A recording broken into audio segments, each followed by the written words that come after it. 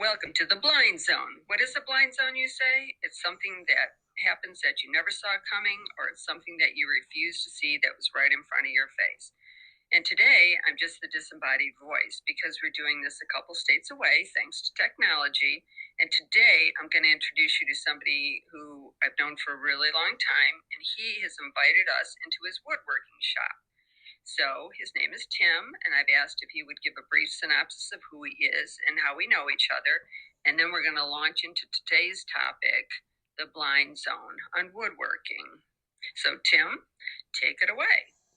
Okay, thank you. Well, I know Denise. She is my wife Kathleen's cousin. I've known Denise over 40 years.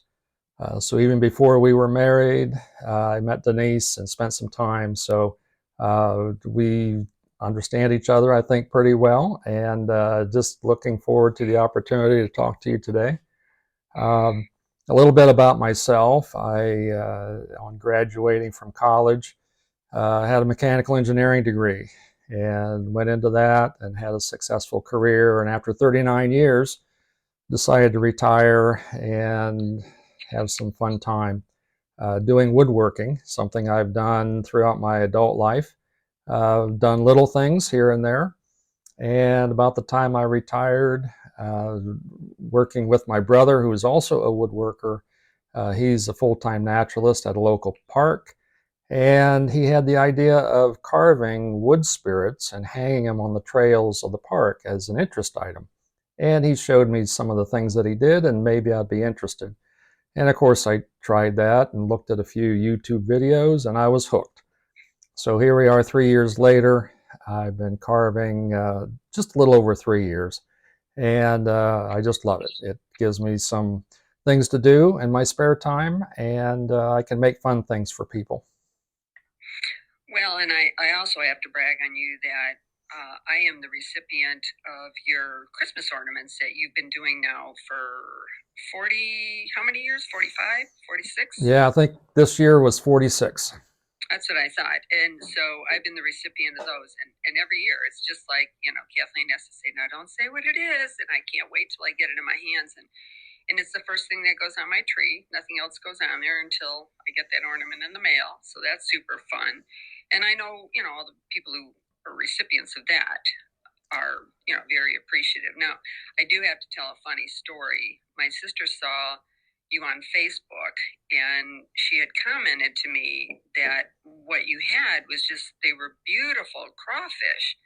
And I thought, crawfish? Why is he doing crawfish? But okay. Well, what I failed to understand, it was crosses, not crawfish, because I thought, if he's doing crawfish, I want a crawfish. But actually, when we were visiting, he did give us each a cross and a bird, which I know he'll explain further. But anyway, so what was the very first thing that you carved? Well, I pulled that out. Kathleen keeps that on her cabinets. And so the very first piece, I would say it's a wizard. It's about 2 inches high, showing it here in the video, made out of basswood. Pretty simple. I attended a class with my brother, and so that he was teaching, and so I thought this is pretty cool. A lot of people told me always keep your first carving, and so here it is. It's uh, pretty simple stuff. So, where do you draw your inspiration? How do you know what to carve next? Well, I watch different carvers from YouTube videos. Of course, I have my brother who he does fantastic work. And so I see some of what he does and he inspires me. I just happened to have what happened yesterday or the last week. He showed me some spoons that he was carving. And so here's a couple blanks that you can see, just a basic spoon blank. So that's something that gives me an idea of what to do sometime in the future. But, in talking to people, uh, I hear what they're interested in, and someone that I think I want to give a gift to, maybe they'll say that they like Snoopy, or they like a cross, or they like um, a candy corn, which I have carved and it's sitting in back of me. So it comes from ideas that I hear from people, and I look at a lot of photos from the internet, and that's where I get my patterns and my detail thoughts. Well, because I saw one of the fabulous carvings you did of the angel, and I know that there's a title of what one that was. Do you know which one I'm talking about? Yes, it's The Saint Michael. Saint Michael, and he was. I mean, it was just the detail was phenomenal with that. In fact, that's going to be our thumbnail for this video because it's just so. Again, the detail was wonderful. So, how do you know which wood to pick? And because here's the other thing. When my sister and I visited, you had given each of us one of the crosses you had done, and then a bird. And the bird that you had showed us a variety of them, and you were describing the wood and the detail of that.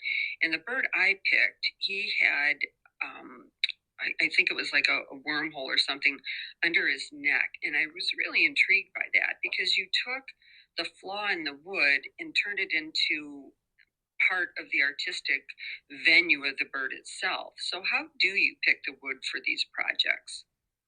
Well, it depends on what I want the piece to be.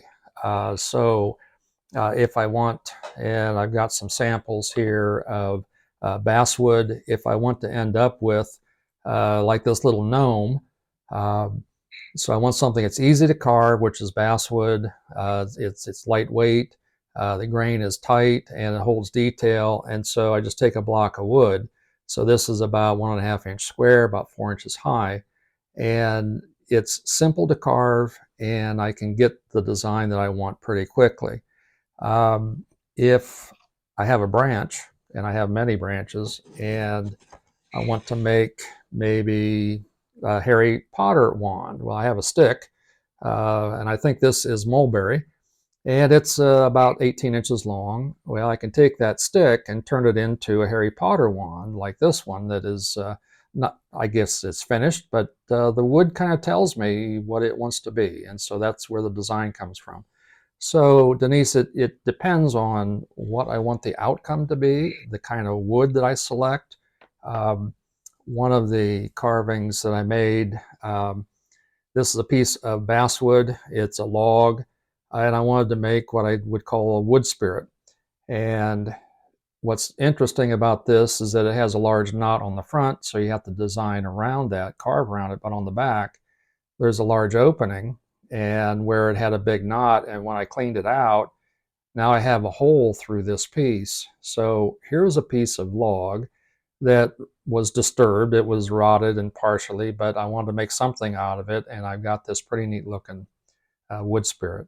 So a lot of how I pick the wood is based on what I want the outcome to be.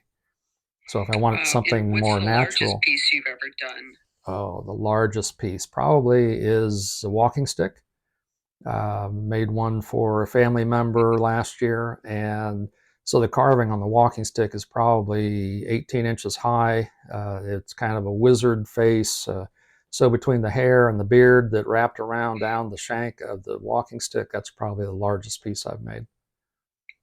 I mean, I know that David had made a walking stick, and I just thought, well, just grab a branch and knock the extra stuff off it. But he was meticulous, and there was wormholes, and it was very. By the end of it, it turned out to be a very lovely piece of, I would say, furniture. I mean, it was user friendly, but it was really he took the time, like I know you do with your things, and it turned out very well. So, what's coming up for you? What other projects do you have on the horizon? Well, of course, I have ornaments. Now I've taken to carving, so I can't say anything about those other than I have the design. I've run some trials so that since I make 40 to 50 of those, I have that in the pipeline. I always have comfort crosses and comfort birds that they're very popular and like giving those away. So I have those some on the table all the time. One of the fun things that I do with my brother is that on the equinox for the vernal, the spring, or the autumnal, which is in the fall, we carve wood spirits and we carve faces of whether it's women, men, animals into sticks, and then they get hung at the trails in the parks. And it's a draw. It's got quite a wide following of people that are always asking when are are the spirits and the carvings going to be in the parks. So that's coming up. I talked to brother the other day. We got 8 weeks now before we have another bunch, and we usually carve about 10 each. From each of us, we put about 20 of them out on the trails. So lots of little things going on. That's what's on the table at the moment. And so then you hang them up and then you take them back down, or do you leave them so they can weather there in the park?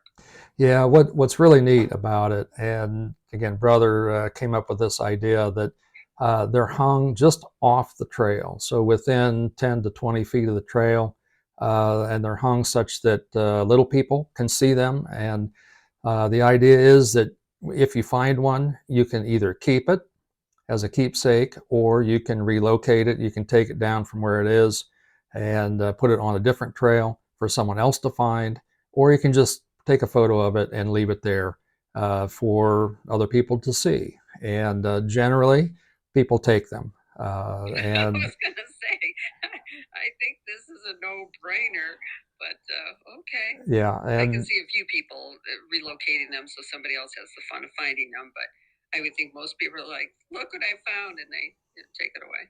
well, yeah, what we find is that when they find two or three, that they'll find one and they'll keep it, and then if they see another one, then they'll relocate it.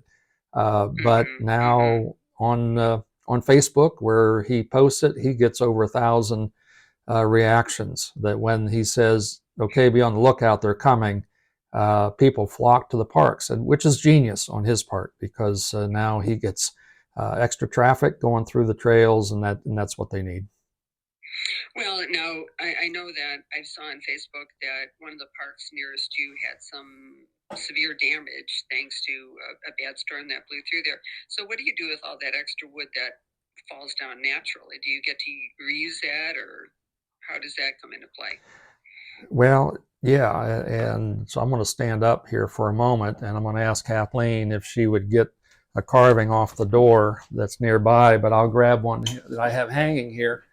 And in the park, there was a lot of cottonwood trees that came down. Cottonwood, very much like basswood, and it carves very nicely. So my brother and I, we have done some of these pieces, and so here's a piece that holding up. It's a cottonwood branch. It's a shard that broke off of a tree, and it's kind of a wizard face, big beard. It's got some gray coloration. This is all natural, so this is all out of the wood. I just took this shard and decided I wanted to put kind of a wizard face on it. And again, you kind of let the wood talk. Looking at the back here, you can see it was just a broken piece that I found laying on the ground.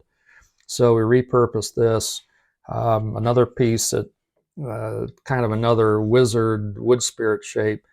This piece is about 18 inches high.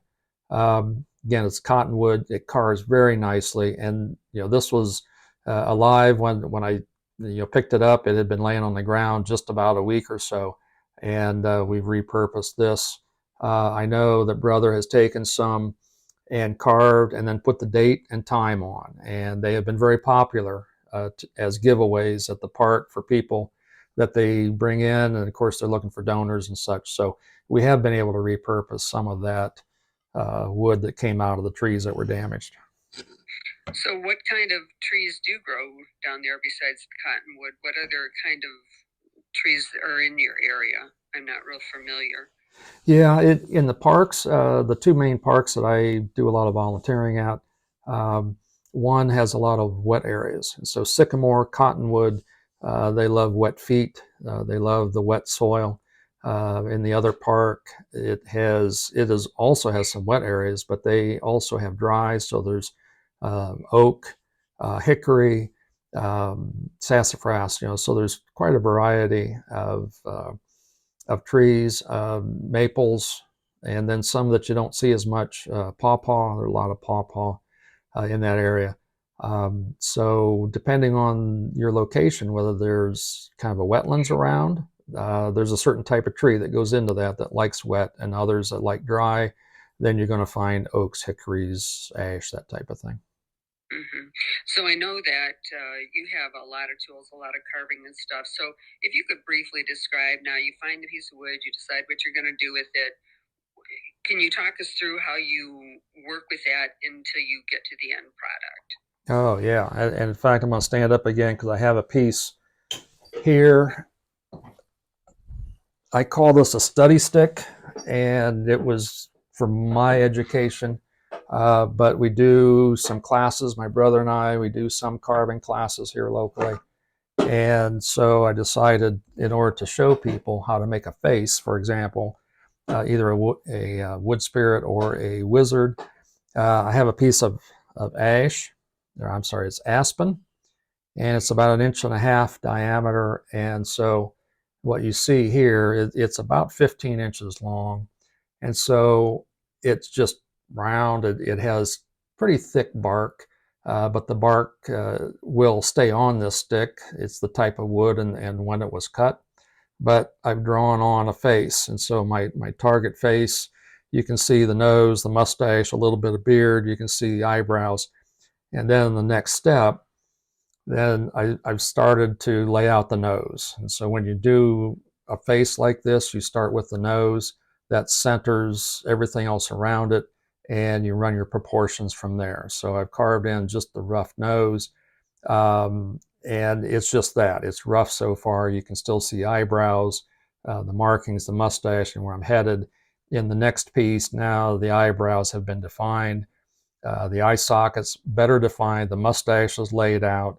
So that's the next major step in creating the face. And then in the last piece, now everything is finished. The nose is detailed. There are smile lines just above the mustache. You can see the lower lip, the eyebrows, the eye pupils, etc. So this would be a finished face that would either go into a piece like this that's maybe 3 inches high that would hang on a tree or in a walking stick. So these are the four major steps that I go through to make a face.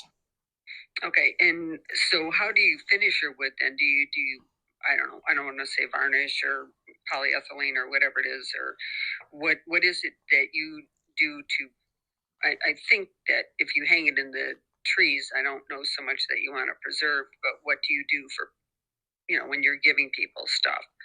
Sure, yeah. If it's going outside, so the parts that we hang in the park, we put a spar urethane. And what that means, it's an outdoor weather resistant urethane, so that it will hold up. And we have found people will ask us, well, what about this piece that they found? Well, one of them had been in the forest for over a year, and it looked pretty good. It had weathered a little bit.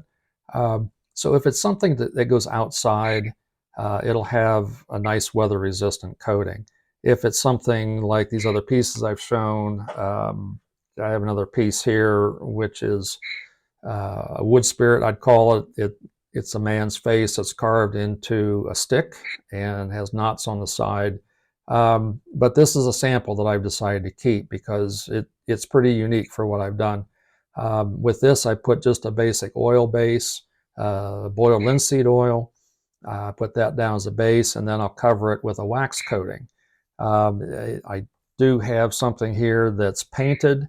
Um, so in the finishing, I'll just start and show that here's a branch. This is a basswood branch. You can see it's spalted. There's a knot on the side. Someday this is going to turn into a pumpkin, and that pumpkin's going to look like this guy. So this is the finished part. It had a crack in it, and I decided to leave the crack in and make it part of the final design. But this has an oil base, and then the orange coat or the orange color is actually the wood. That is the natural color of the wood. But then I put a green stem on top, and I use an acrylic, which goes on top of that oil base coat. It works fine. The eyes also are acrylic. And then I take a wax, kind of a paste, liquidy wax coating on top, since this is going to be indoors, and it gives it a satin finish. And I think it's gorgeous. It pulls the colors out and pulls the grain out where you can see it very nicely. Mm-hmm. So I know that. Can you show a few of your carving tools, like what, like specifically, this one does that, or because I'm not familiar with, because I know that when I took my class at WMU and we did art, we were working in stone. We had big rocks, and we were using, I forgot what they called, but there were specific tools for specific things. So can you describe what some of your carving tools do and how they're different from one another? Sure. I always start with safety, and I've not cut myself yet on any of my carvings using these knives. So I wear a glove. Now this may look a little ratty. It's used, and so if I end up with a thin spot in the glove, then I take I guess you'd call it a medical stretch wrap, and I wrap it around that thumb or finger. I also do the same thing, and I put this thumb protector on, so I'm right-handed. So in my right hand, I cover the thumb so that I don't cup that as I'm going through. But one of my favorite knives, showing here, try to get the contrast right. It's a basic knife for carving. It's about 1.5 inches long, extremely sharp. You want your knives as sharp as possible. Uh, but it's got a nice handle design. I use this very frequently on basswood. I am very careful about my knives, and I use the more expensive knives with a better edge on basswood, and others I'll use on maple or walnut or other harder woods because they're cheaper knives, or I can get them easier.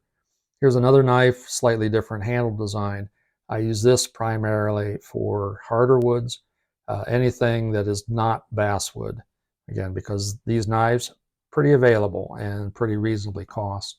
Um, Other knives that you might think is more of like a camping knife, kind of looks similar to that. But this knife I use, it's a longer blade. It has an upsweep edge. But I just love this knife for removing bark and doing real rough work.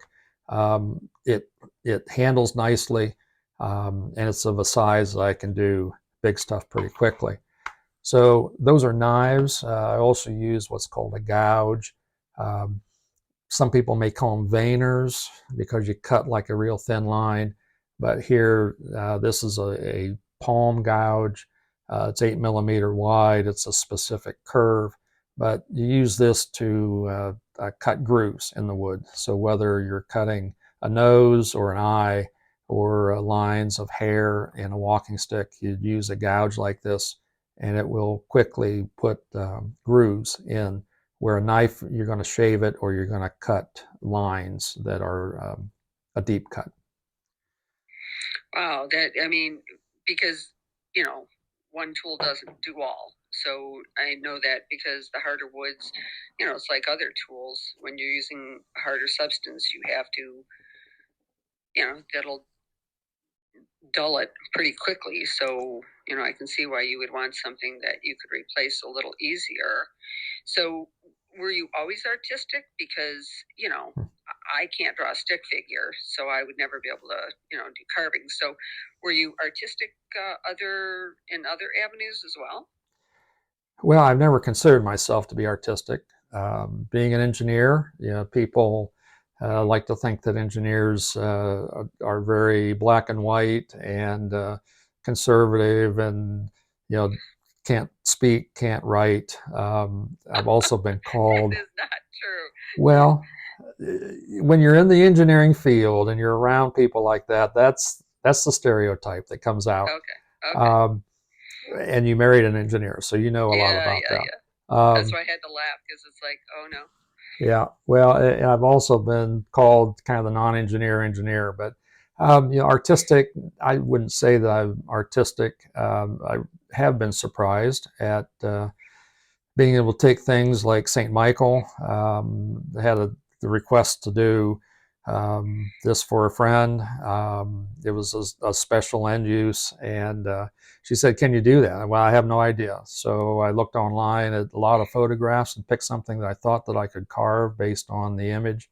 And so I guess it's the translation of taking an image, whether it be truly a stick, a Harry Potter stick wand, or making a St. Michael that has a feather pattern on the back of the wings. I've surprised myself many times that I've come out with something that people think are pretty good. And, some are kind of goofy, like again candy corn. I got a hunk of wood that I turned into a candy corn with a nice face on it, and so when you do the eyes and the mouth and the nose, and you do kind of a quirky smile. Sometimes that's the artistic flair that I didn't think was in there.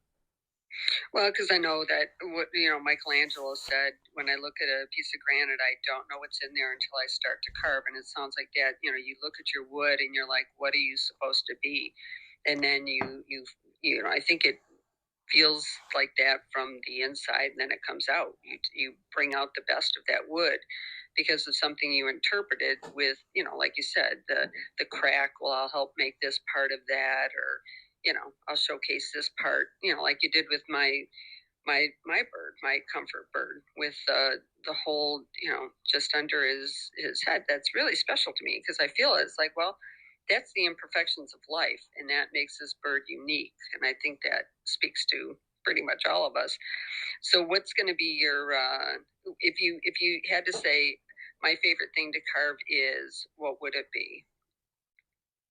Well, I think without a doubt it's the wizard appearance. It's the what you might want to call it a wood spirit. There's lots of different ways to interpret a wood spirit, but yeah, I think it's that kind of an image that is either in a branch or in a piece of basswood.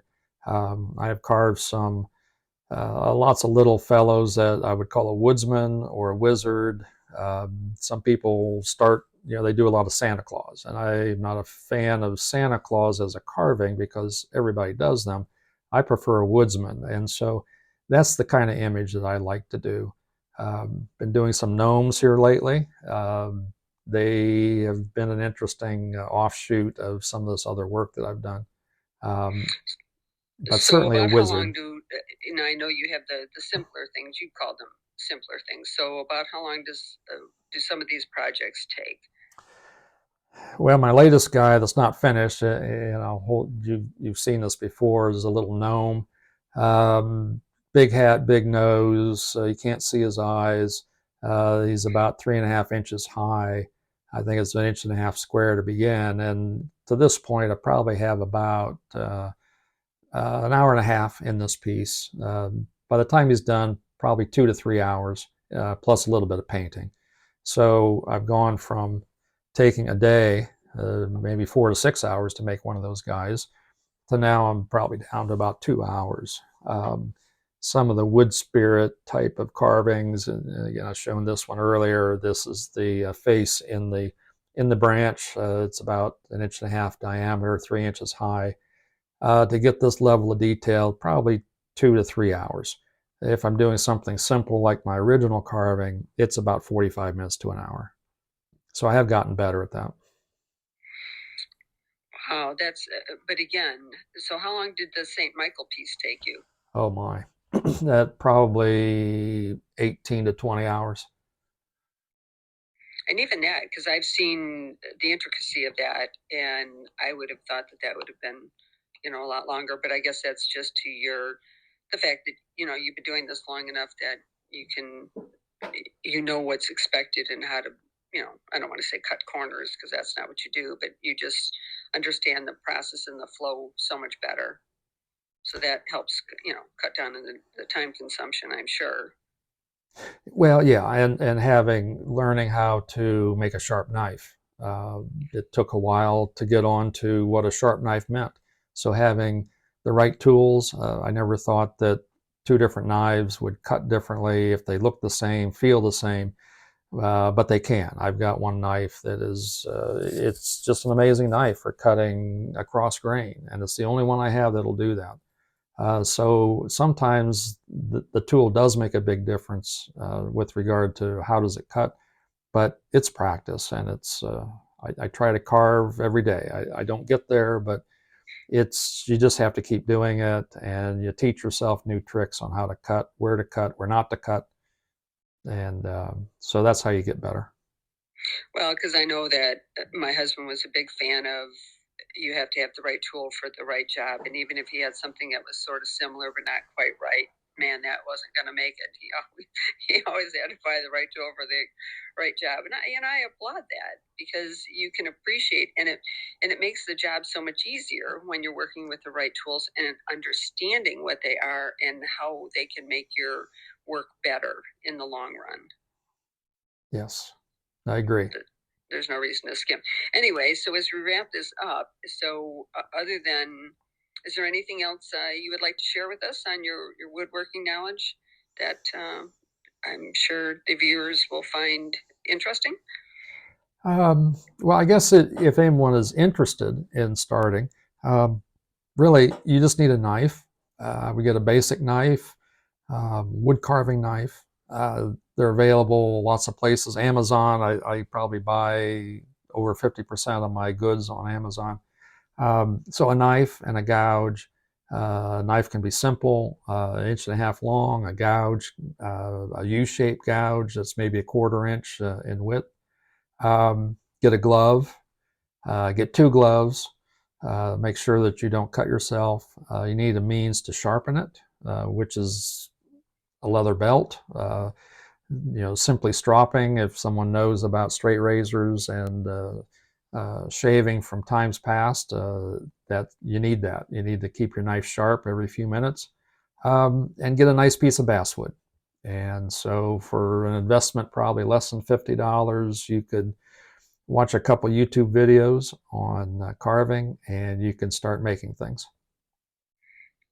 Wow, this has been so exciting. I'm so super thrilled that you did this because you're good at teaching, and I really wanted to understand this with a little more in depth.